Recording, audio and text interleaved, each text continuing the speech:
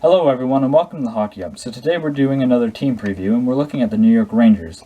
We're going to be doing this in the style of all the other team preview videos, so if you haven't seen those videos already, I suggest you watch them. But we're going to start off with what the Rangers added.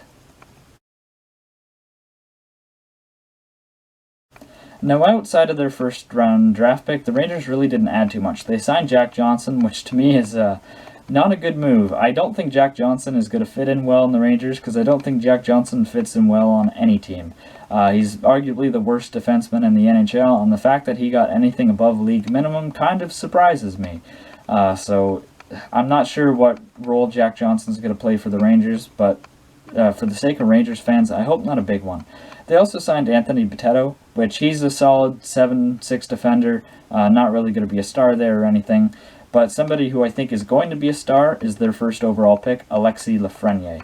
Now, Lafreniere is kind of their big offseason deal. I think Lafreniere is going to be fantastic. He's potentially a franchise talent. You see him play, you can tell how good he is. I watched him at the World Juniors, and he was just simply incredible. His overall game is fantastic. There's nothing that particularly sticks out, like his speed or his shot or anything. He's just good at everything. He's such a talented player, such a hard-working player, and surprisingly actually has a bit of grit to his game. He can lay out the body, and I think he's a great leader, and New York Rangers fans should be very excited to have him. I know as a fan of Team Canada for the World Juniors, I'm really hoping Lafreniere can play this year because he would be a fantastic addition to what's already looking like a good squad. Now, the Rangers actually did lose a bit this offseason. They lost Jesper Fast in free agency, which that one kind of surprised me. I figured they would be able to keep Fast. He's an underrated player, and going to a division rival in Carolina does hurt a bit. They traded away Elias Anderson, which that's not a big deal. He was kind of looking like a bust for them, so I don't think Rangers fans are going to be upset about that one. They traded away Mark Stahl, which I don't get why. So you signed Jack Johnson and traded away Mark Stahl. Mark Stahl's probably a bit better. I get he's more expensive, but it's not like the Rangers necessarily spent their money on a big free agent splash or anything. So trading away Mark Stahl is kind of a meh move to me, and they bought out Henrik Lundqvist. Now, that one just kind of hurts. I get why the team did it. Georgiev and Shesterkin are the goalies of the future, and probably a very solid tandem, but it's still going to be very weird to see King Henrik in another uniform. Lundqvist is arguably the greatest Ranger of all time. He's one of the greatest goalies of all time, period. He's a first ballot Hall of Famer, and it's a shame that he wasn't able to finish his career in New York, but he still had one hell of a career there. But moving on to their top six. Now, the Rangers' top six is very deadly. They've got Artemi Panarin, who is a true star and elite talent. Ryan Strome typically plays with him, and then you've got a guy like Pavel Buchnevich. Then there's obviously Alexis Lafreniere. I imagine he is going to slot into a top six spot. Mika Zibanejad, who just had himself an amazing year, and longtime Ranger Chris Kreider. Now, to me, the question there is, I wonder if Kaapo Kakko is going to play a diminished role once again. He wasn't very good in his rookie season at all. Analytically, he was one of the worst players in the NHL, and the eye test kind of proved that as well. He didn't look like he was NHL ready, which was a big surprise to me because I thought he was going to be better than Hughes. And Jack Hughes still, even though he didn't have a great rookie season either, still was better than Kakko. So it's going to be interesting to see if he's going to be able to fit into that top six anywhere. I know Ryan Strome is a guy that Rangers fans aren't particularly big on, and maybe would like to see him in a smaller role. But the problem is the Rangers kind of have a lack of center depth behind Zibanejad.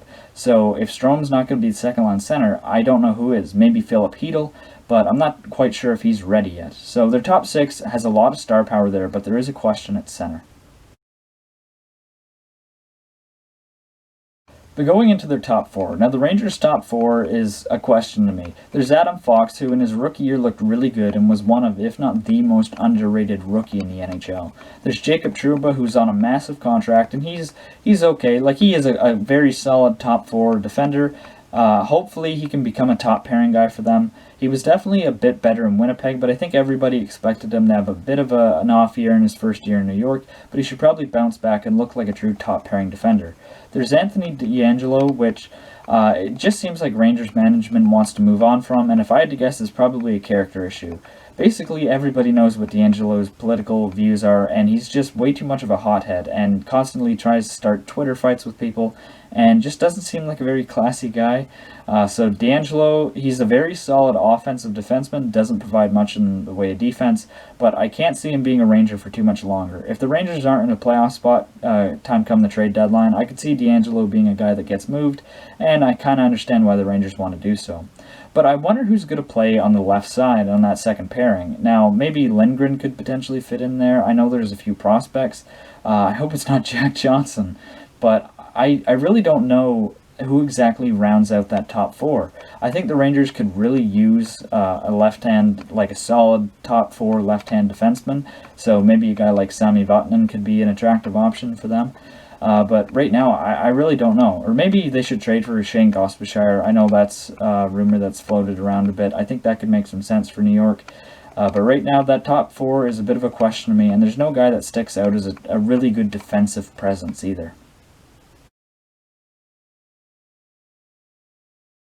Moving on to their goaltending. Now, New York has two of the best young goaltenders in the NHL, in Shesterkin and Georgiev. But my problem there is the lack of experience. Typically, when you have a very young starter like Shesterkin, you've got an experienced backup. Kind of like what Washington is doing with Samsonov and, funny enough, Henrik Lundqvist. I do think that those two goalies are very good, very young, and Shesterkin could potentially be an elite goalie and maybe is another dark horse for the Calder. But I just don't know about the experience. If any one of those guys falters, New York could be in trouble, but I think for years to come their goaltending is definitely set, and that could potentially be one of the best tandems in the NHL moving forward.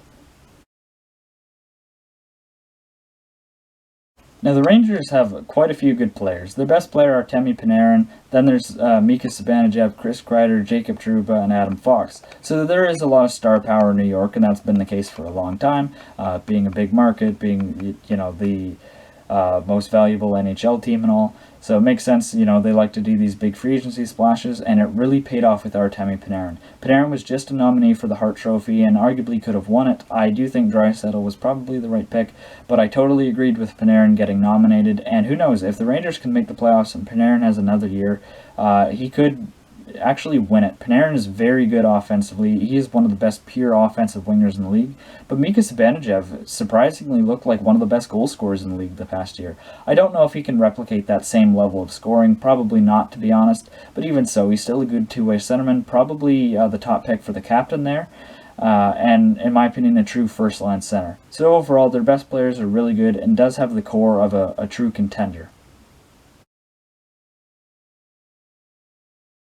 The players I want to talk about. Now, there is a few interesting names for the New York Rangers, and I'm going to start off with Pavel Buchnevich. Now, Buchnevich has been a very solid forward for the Rangers for a long time, but with all these new wingers that they've got, one has to wonder if maybe he could be a trade candidate for them. I know his name was really getting floated around out there at the trade deadline, and even at the draft, so he's a guy I don't know if he's going to be in New York long term. He is a solid player, probably a second-line winger, and I do think if New York trades him, they should at least get a good package back for him.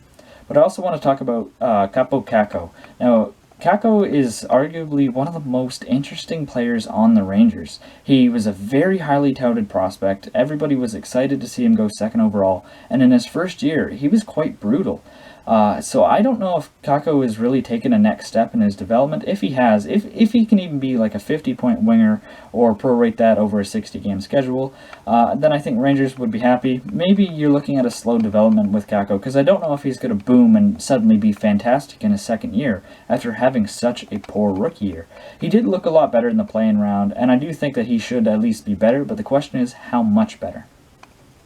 And I also want to talk about Ryan Strome. Now, Ryan Strome was recently extended on a 2-year contract worth $4.5 million, and I think that's fair for what Strome provides, but I wonder if his big year last year was just a result of playing with Artemi Panarin, or if he was actually able to hold his own and develop true chemistry with Panarin, and actually help Panarin out as well. If he ends up having a down year, I think he's probably going to get traded at the trade deadline. There was a lot of rumors about him getting moved this offseason, and I know it surprised a lot of people to actually see him get extended. I think it was probably the right move, especially given the contract, because if it turns out that he actually is that good of a player and does have that true chemistry with Panarin, then that's actually a solid contract for them for the next 2 years.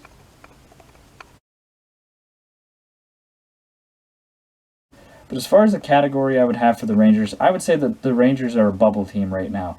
I think that they will probably be a contender in a few years, maybe as soon as next season, but for right now, I do have questions with their defense, and I do have questions with their center spot, and those are some of the most important positions in the National Hockey League. They are relying on a lot of young guys and rookies like Lafreniere, like Kakko. So if those guys explode and look fantastic, then the Rangers are clearly going to be a playoff team and a true contender. But for right now, I can't put them in that contender spot just because of the potential of some of these guys. I do think Panarin's fantastic. I do think Zibanejad's fantastic. There is the workings of a good blue line there, but I'm just not sure. Now keep in mind, me saying a bubble team doesn't mean they're not going to make the playoffs. I'm just saying they're probably either going to be a few points out of the playoffs or a wild card spot. I do expect the Rangers to be a good team and to push for a playoff spot, but I cannot guarantee that they'll make it. But that does it for today's video. I appreciate you guys watching till the end. Please leave a like, comment, subscribe if you haven't already, and I will see you guys later. Bye for now.